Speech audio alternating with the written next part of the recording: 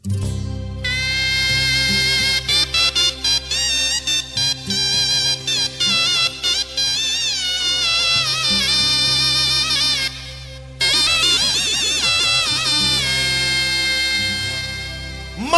मूं सां मलह कई मूंखां परे क्यों प्यारो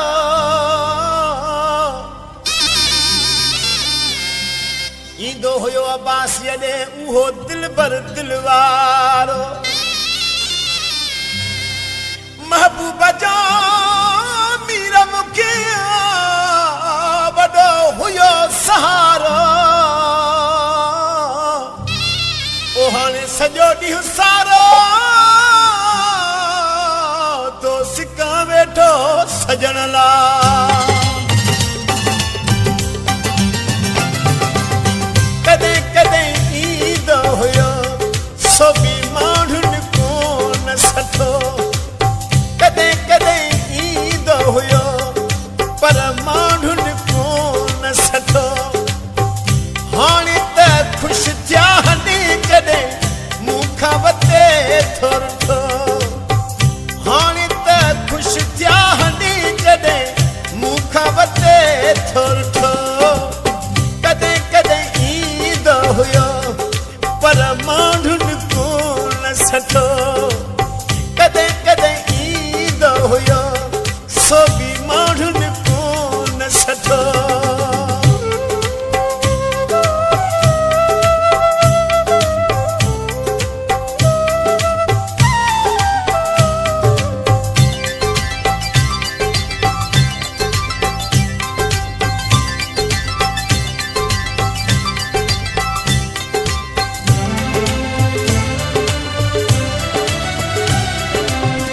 धारन दिले पर कन्हा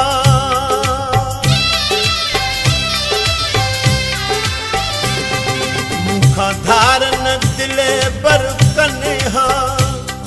मुंहिंजो ख़ैर जो माण्हू घुरनि हा मुंहिंजो ख़ैर जो माण्हू घुरनि हा कॾहिं कॾहिं ईंदो हुयो सो बि माण्हुनि कोन सठो कॾहिं कॾहिं ईंदो हुयो पर माण्हुनि कोन सठो हाणे त ख़ुशि थिया हनी जॾहिं मूंखां वते थोरो हाणे त ख़ुशि थिया हनी जॾहिं मूंखां वते थोरो कॾहिं कॾहिं ईंदो हुयो पर माण्हुनि कोन सठो कॾहिं कॾहिं ईंदो हो मूंॾे पर माण्हुनि कोन सठो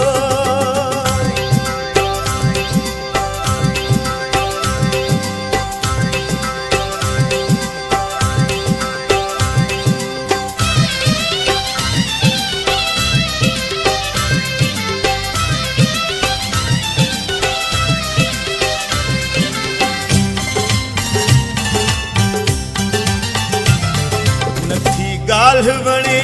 हाणे काई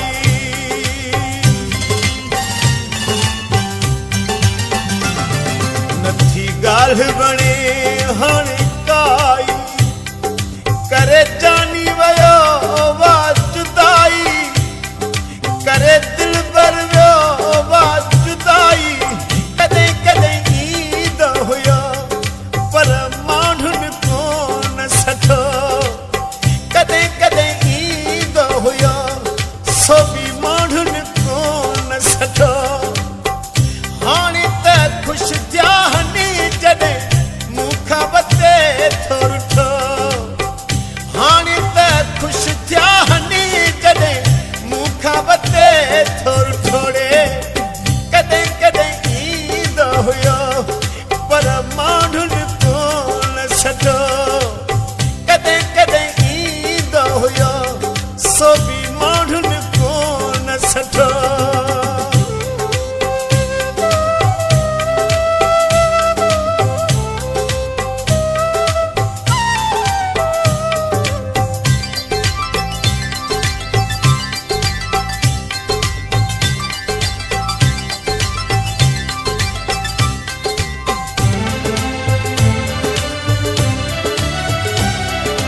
पंजा काॾे मां आजिज़ शौक़त